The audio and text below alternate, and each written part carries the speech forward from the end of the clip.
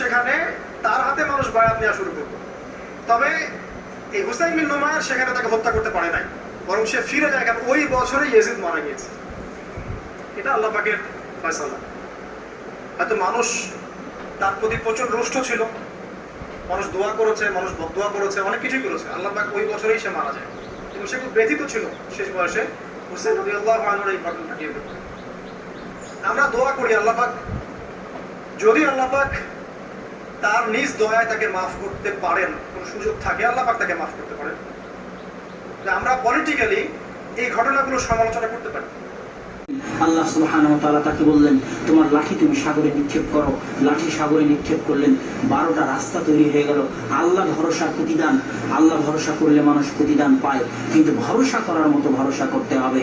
তখন ফিরআউনও মনে করলো এই দিক দিয়ে আমও চলে যাব, তখন ফিরআউন ওর ভিতর দিয়ে চলে গেল এবং মাঝপথে আল্লাহ সুবহানাহু ওয়া তাআলা পানিকে বললেন মিলে যাও, এবং ফিরআউন ডুবে মারা গেল।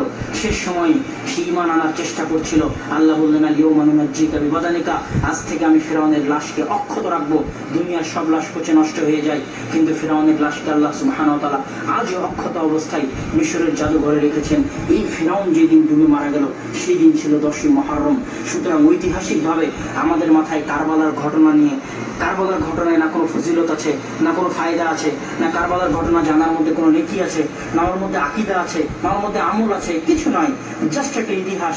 ওইটা নিয়ে আমাদের মধ্যে এত মারামারি, গন্ডগোল, তর্ক বিতর্কের কোনো ফায়দা নাই।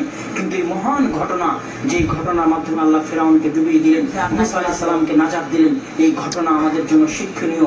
একদিন অত্যাচারীরা ধ্বংস হবে এবং একদিন ইসলাম বিজয় লাভ করবে।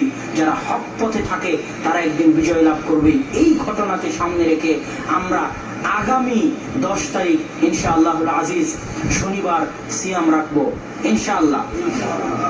আল্লাহ সুবহানাহু ওয়া তাআলা যেন আমাদেরকে আমাদের সিয়ামকে কবুল করেন এবং এই সিয়ামের মাধ্যমে আমাদের 1 বছর অতীতের গুনাহ মাফ করে দেন। আল্লাহুম্মা আমিন। এই বলে আমি আমার আজকের সংক্ষিপ্ত আলোচনা এখানেই শেষ করছি। ওয়া আখিরু দাওয়ানা আনিল হামদুলিল্লাহি রাব্বিল আলামিন। আসসালামু আলাইকুম ওয়া রাহমাতুল্লাহি ওয়া বারাকাতুহু।